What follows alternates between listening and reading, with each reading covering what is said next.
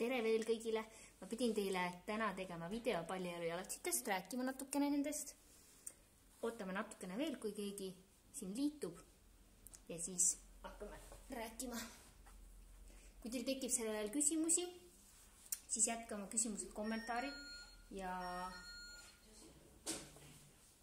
vastan siis neile jooksvalt. Nii. Ootame veidi veel. Tere veel kõigile!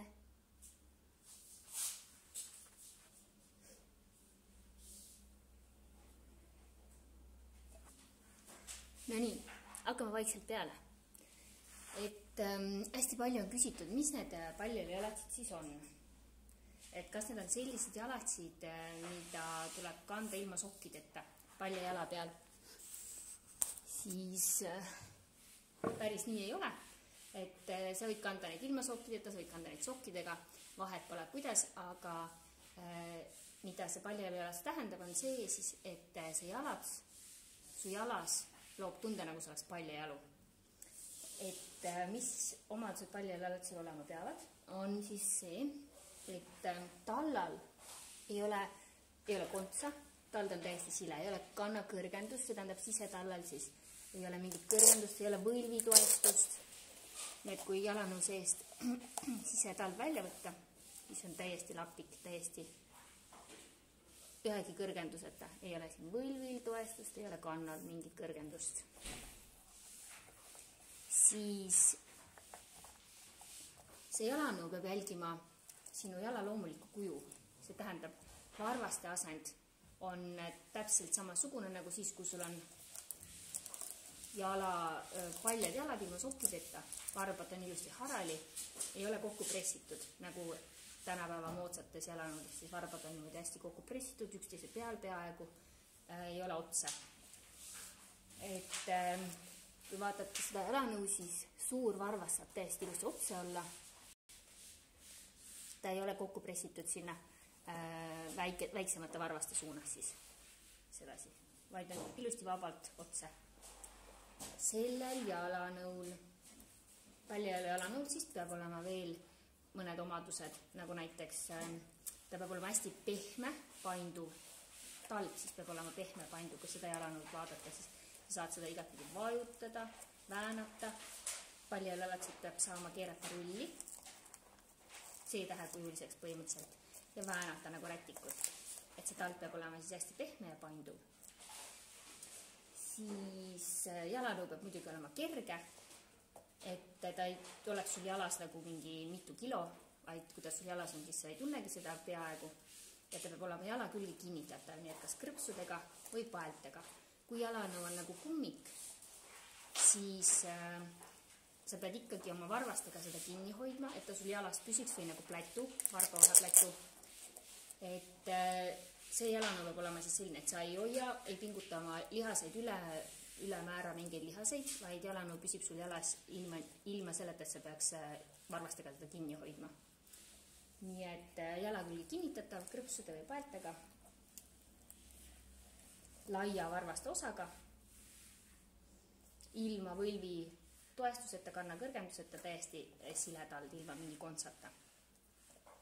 Siis kuidas alustada või valida esimesed jalanõud, mis selleks teha tuleb? Kui sa tahaksid väga pallijalujatsitega alustada, neid kandma hakata, siis kõigepealt on hästi hea õppida tundma oma jalga.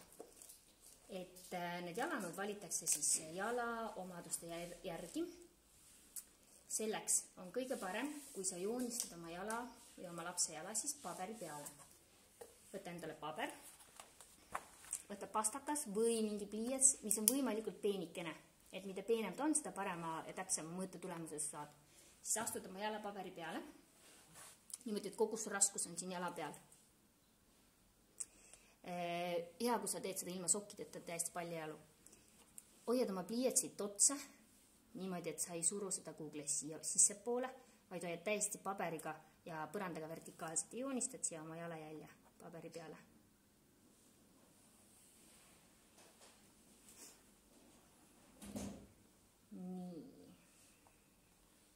Ja veel parem, kui sa võib-olla lased seda kellelgi teisel teha, nii et sa seisad ise püsti, raskus on sul mõlemal jalal. Kui sa oled selle jala siia paberi peale joonistanud, see näeb välja siis, minu jalg näeb välja umbes selline, ma ei tea, kas siin on näha, siis sa mõõdad ära kõige pikema jala pikkuse mõõtmiseks, siis mõõdad kõige pikemast varbast, näiteks minul on kõige pikem varvas suur varvas, aga see ei pruugi alati olla suur varvas, see võib olla hoopis teine varvas. Nii et kõige pikemast varbast mõõdad ära pikkuse kannani, kanna keskosani. Selleks sa võid näiteks tõmmata siia joone, kõige pikemast varbast kanna keskosani. Nii, mõõdad ära, mis sa selleks pikkuseks said. Paned kirja. Oletame, minul on siin 24,5 centimeetrit.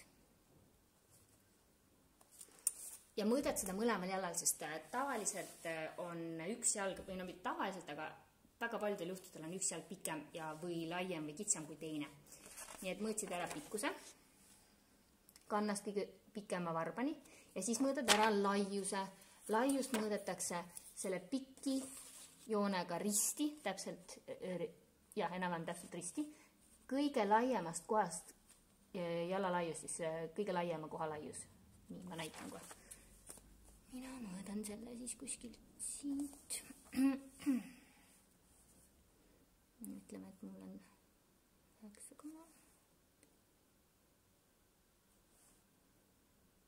Nii, mul on see umbes siin. See joon tõmbas siis risti nagu jalaga risti. Nii. Et ta on jala suhtes risti see laiuse joon. Mõõdad selle laiuse joone ka ära. Võtad pikkuse ja laiuse, kirjutad endale need ilusti ülesse. Ja kui sa hakkad nüüd jalatsid valima, siis sa otsid jalanõud. Kõik, kes müüvad paljajalatsid e-poed, on oma e-poodidesse siis kirja pannud jalanõu mõõdud. See on siis jalanõu pikkus, jalanõu laius. Need on enamasti alati kirjas. Laste jalatsitel on hästi, või no mitte hästi lihtne, aga on lihtsam mõõta laiust. Täiskasvanu jalatsitel laiuse mõõtmine on selline so-so, et ei ole sellist vahendit, millega täiskasvanu jalanõu laius saaks mõõta. Me mõõdame siis sisetalda, aga sisetald enamasti on kitsam, kui on see jalats. Nii et jalanõu sees on enamasti rohkem ruumi. Et täiskasvanute jalatseid on hästi hea, kui sa saaksid proovida. Nii et ära sellest laiuse mõõdust, seda laiuse mõõtu täiesti 100% tõe pähe võtta, kui sa valid täiskasvanute jalatseid. Kui sa valid laste jalatseid, siis laste jalanõudele on olemas mõõtevahend, mis mõõdab siis ära selle jalanõu laiuse ja pikkuse mõõtmiseks on samuti mõõtevahend olemas. Nii. Kui sa siis hakkad seda jalatsit valima, siis arvesta sellele mõõdule, mis sinu jalg on, otsa 12 millimeetrit. See on siis see varu, mis sul peaks olema seal jalanõus lisaks, et sul oleks varvastel mõnus olla, et sul liikudes ei läheks varvas sinna jalanõu ette, varba vastu, nii et see on see liikumisvaru, see on see varu, soovitatav varu, mis peaks jalanõus olema pikkusesse. See on siis 12 millimeetrit. See on nii lastel kui täiskasvanutel. Nüüd, see võib ka olla individuaalne. Kui sa alles alustad paljajalatsitega, siis see 12 millimeetrit lisa pikkusesse võib tunduda alguses palju. Siis sa võid võtta selle varu natuke väiksema. Aga usu mind, mida pikemalt, mida kauem sa neid paljajalatseid kannad, seda suuremat varu sa tahad. Näiteks, kui mina alustasin paljajalatsitega, võtsin ka väiksema varuga ja nüüd ma olen paljajalatseid kandnud üle 2 aasta kindlasti. On kõik mu esimesed jalatsid välja vahetatud, sest minu jaoks need on liiga väiksed. Liiga varvas on kuidagi liiga vastas. Muidugi ka jalg võib muutuda, kui sa nüüd hakkad selliseid tervislikumaid jalanõusid kandma, siis võib ka jalg muutuda laiemaks, võib-olla pikemaks, kui varbad saavad nagu vabamalt liikuda, võib jalakuju muutuda. Samuti see varu võib olla väiksem sellisel lapsel, kes on alles kõndima hakanud, kõndima õppinud. Et algajale kõndjale kindlasti soovitatakse väiksemat varu, sentimeeter on maksimum. Nüüd laiusesse peab ka kindlasti jääma varu. Nagu ma ütlesin, siis täiskasvanute jalanõude puhul on natukene keeruline selle varuga arvestada, aga kui sa näed, et see jalanõu laius on juba mingi sentimeeter laiem kui sinu jalg, siis see jalanõu on sul kindlasti lai.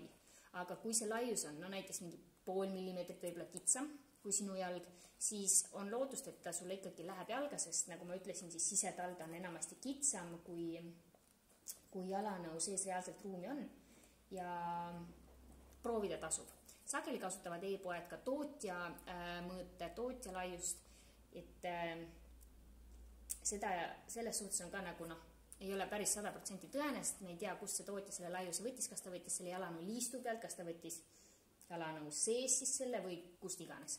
Ühesõnaga täiskasvanu jalanõu laiuse puhul siis on hästi hea proovida. Alati on võimalik teil tellida mitu paari jalanõusid koju, kui teil on see võimalus korraga need välja maksta, siis kodus rahulikult proovite, mis ei sobi, saadate tagasi, kõik e-poed peavad võtma kauba 14 päeva jooksul tagasi, et saadate mitte sobivad tagasi ja saate siis nendest raha tagasi. Lapse jalanõusid valides jätta kindlasti laiusesse varu vähemalt paar millimeetrit, maksimum 5-6 millimeetrit. Nii et sellise kevadsügis jalanõu puhul võiks see varu olla mingi 2 millimeetrit kuni 5 millimeetrit. Talve jalanõu puhul võib see varu olla ka suurem. Suve jalanõu sandaali puhul pigem laiuse varu väiksem. Et kindlasti mitte ei tohiks see laiuse mõõtsis olla väiksem kui jala laius. Kuigi ka seda mõne jalanõu puhul võib proovida, sest näiteks kui jalg ei ole väga kõrge, on madal jalg, siis jalg vajutab selle jalanõu natuke laiemaks, näiteks kui on väga pehme jalanõu, siis siin on ruumi ka laiemaks minna. Siis, kui sul on mõõdetud pikkus laius, saadki valida esimesed jalanõud selle järgi, jalamõõtude järgi siis. Kui sa valid algajale kõndjale jalanõusid, siis see jalanõu peaks olema võimalikult pehme, kerge, et on palju jalanõusid ka erineva tallaga, mõned on pehmema tallaga, mõned on natukene jäigema tallaga, nii et algajale kõndjale kindlasti võimalikult pehme tallaga jalanõu. Kui sa ise alustad paljajalu jalatsitega, siis et see üleminek tavajalatsist paljajalu jalatsile ei oleks liiga järsk, soovitan ka valida võib-olla esimesteks jalanõudeks sellised, mis ei ole kõige õhema tallaga, vaid on sellise võib-olla natuke paksema tallaga. Et hästi soodne variant on anatoomikud tennised, kui need laiuse poolest on sobivad, siis esimesteks paljajalu jalatsiteks on need ka ideaalsed. Neil on natukene paksem tald, aga see ei tähenda, et see ei paindu või et sa ei tunnetaks läbi selle maapinda. Ta on ikka väga painduv, pehme, aga ta on natukene paksem siis võib-olla kui mõni teine paljajalu jalats paksema tallaga. Et miks see tald peab olema õhukene? Miks sa pead seda maapinda tundma? Ongi see, et kui sa tunnetad maapinda, kui sa oled paljajalu, töötavad sul lihased, luud, liigesed, närvid, sa tunnetad seda maapinda, jalalihased saavad tugevamaks, saavad areneda, nii et keegi ei ole kunagi sellele vastu vaielnud, et paljajalu on lastel kõige parem olla. Miks siis mitte täiskasvanutel? Nii. Samuti neid jalanõusid valides tuleb arvestada ka jala kõrgust. Muidugi, kui sa oled alge selles maailmas või ei ole nii väga, ei ole sul veel kogemust, siis on üsna raske hinnata, kas jalg on kõrge või madal. Et kui sul on olnud sellised probleemid jalanõudega või lapsel, et krõpsud ei lähe kinni, jäävad kuugle poole peale, alati jäävad krõpsud nagu liiga lühikeseks, et nad ei saa neid täiesti kinni panna. Või kui sa paned, üldse jalg ei lähe see jalanõu sisse lapsel näiteks, või kui ta kannab seda jalanõud ja pärast tal siin jala peal on sellised tugevad randid, soonimisjäljed, siis võib olla tegu kõrge jalaga. Nüüd, kui on vastupidi, et alati on krõpsud sellised hästi pikad maani tõmmatud, ja näiteks kui sa katsud siit jalanõu pealt ja sulle tundub, et siin on väga palju õhku vahel, siis lapsel on madal jalg. Et sageli hindavad lapsevanemad seda valesti, et tulevad näiteks poodi, ütlevad, et mu lapsel on hästi kõrge jalg, et meil oleks vaja midagi, mis on hästi kõrgele jalale, aga tegelikult tuleb välja, et lapsel ei ole üldse kõrge jalg, et seda peate ka proovima, vaatama ja kui teil on võimalik, kui poed on jälle lahti, tulge kohale, me aitame alati valida lapse jalale sobivad jalanõud. et siis ka jala kõrgusega tuleks arvestada. Üks viis veel näiteks täiskasvanutel, kui te kannate sellised slip-on jalanõusid, millel ei ole paelu, siis saab ka selle järgi aru, et kui sul on madal jalg, siis enamasti kõik slip-on jalanõud on sulle loksuvad jalas, sest nad ei püsi sul jala ümber, sul on jalg liiga madal. Või siis, kui sul on liiga kõrge jalg, siis nad ei taha sul hästi jalga minna või siis pitsitavad siit pealt. Et kui sul on madal jalg, siis vahel aitab see, kui sa paned näiteks jalatsi sisse 2 sisetalda, näiteks minul nendel jalanõudel on 2 sisetalda sees, see tõstab jalga kõrgemale jalanõu sees ja saad slip-one isegi kanda madala jalaga. Nii et variante on alati panna lisasisetallad. Kui sul on kõrge jalg, siis väga variante ei ole, et see slip-on sul jalga läheks, kui sa just, ma ei tea, ei taha seda kuskilt lõhki lõigata ja kingsepa juurde viia ja ümber teha selle jalanu täiesti. Siis üks variant, mida veel tuleks silmas pidada, kui sa valid jalanõusid. Nagu ma enne ütlesin, siis kui sa joonistad jalga, mõõdad pikkuse pikimast varbast kannani. Ja ütlesin, et see pikim varvas ei pruugi olla alati suur varvas. Sellepärast ongi kõikidel inimestel jalad täiesti erinevad. Ei ole olemas, ma arvan, et ei ole olemas 2 samasugust jalga või 2 inimest, kellel on täpselt identsed jalad. Et tuleb siis vaadata või võiks vaadata ka seda, milline varvas sul pikim on, sest jalanõud on ka erinevate kujudega. Näiteks ma näitan teile 2 jalanõud. Vaadake nende ninaosa. See jalanõu sobib siis sellisele inimesele, kellel suur varvas on kõige pikem ja teised varbad lähevad üsna järsult lühemaks ja väikese varba suunas üsna järsult lühemaks. Kui sul on näiteks teine varvas pikem kui suurem, teine varvas, kõige pikem varvas, siis et see jalad sul oleks paras, et sul teine varvas ei hakkaks siia vastu käima, peaksid sa ostma selle pigem suurema varuga. Et võib-olla see ei pruugigi üldse sulle sobida, sellise ninakujuga jalanõu. See jalanõu aga on pigem sellise ümarama ninakujuga, et kui sul on ka teine varvas pikem ja sa võtad sellise suurema varu, siis võib ka see jalanõu sulle hästi sobida. Et jälgi seda jalanõu ninakuju. Et samamoodi võib, näitan siin laste jalanõusid. Sellel jalanõul samamoodi sobib väga hästi dominantsele suurele varbale ja väikeste varvaste suunas läheb selline pigem järsemalt madalamaks. Nii. Vabandust, ma pean jooma korraks.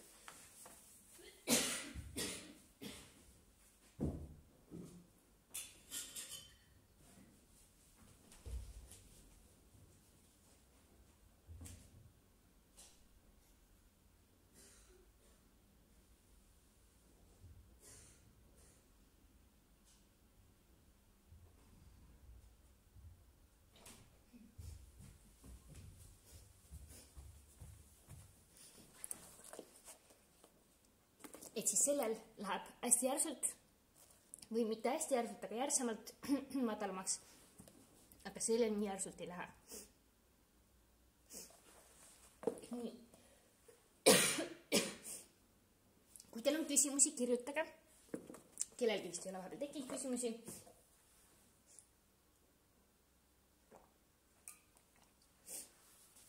Aga vist need teemad olid kõik, mis ma täna tahtsin nagu läbi võtta.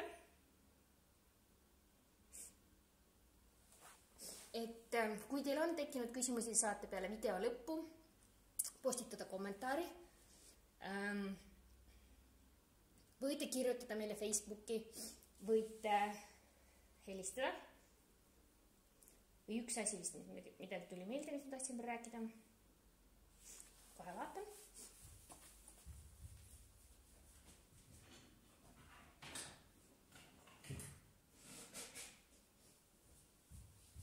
Keegi küsis selle eelmise postituse all kommentaaris, et mida valida kõrge jalaga lapsele. Et siis see sõltubki tema jala pikkusest, tema jala laiusest. et mõõda ära pikkus-laius, kui sa ise ei saa sellega jalatsi valimisega hakkama, siis kirjutama aitame. Et on kindlad jalanõud, mis sobivad kõrgele jalale, mis sobivad pigem madalale jalale, aga see sõltubki laiusest. Et mõni jalanõu on kitsale, aga kõrgele jalale, mõni on laiale, aga kõrgele jalale. Nii, keegi küsib midagi. Kas tiivisteppe tehakse madalamale jalale? Üldiselt nad väga hästi madalale jalale ei sobi kahjuks. Ja barefoot mudeleid ei ole, mis madalale jalale oleksid väga head. Võib-olla see 070 mudel, mis on kuni 25 suuruseni, sobib võib-olla nõksa madalamale jalale kui see, mis läheb siis 25 suurusest edasi, aga pigem on nad jah, selle keskmise kõrgusega jalale ja kõrgemale jalale. Nüüd sügisest tuleb juurde üks tiivistepi uus mudel, aga jah, see on ikkagi suht sama nagu see 063 mudel, mis on siis selline, mis sobib ka pigem keskmise kõrgusega kõrgemale jalale, et madalale jalale ilmselt ei ole lootust jah, kahjuks tiivisteppe sobima saada. Kas kellelgi on veel mingeid küsimusi?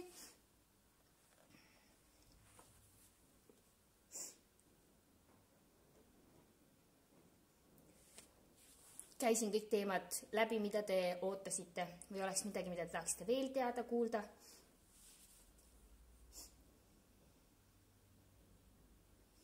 Enamasti on need, kas sobib kõrgele, kas sobib madalale jalale ka toote infos kirjas. Kui seda ei ole kirjas, siis saate alati küsida juurde. Meie lehel on olemas ka otsing, mille järgi, kus te saate panna linnukesi, et te otsite jalanõud, otsite seda mingit kindlat suurust, madalale jalale panete linnukese ja siis te peate panema filtreeri ja siis ta otsib teile välja need jalanõud, mis sobivad siis sellisele jalale.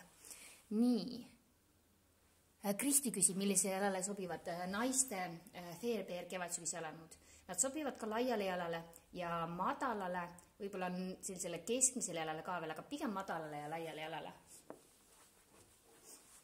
Üldse Fairbear sobibki pigem madalale jalale, kõrgele jalale kindlasti mitte. Keskmise kõrgusega jalale veel on saadud sobima, aga ka see sõltub, kus see jalg on kõrgem, kust see jalg on madalam, et proovimise asi.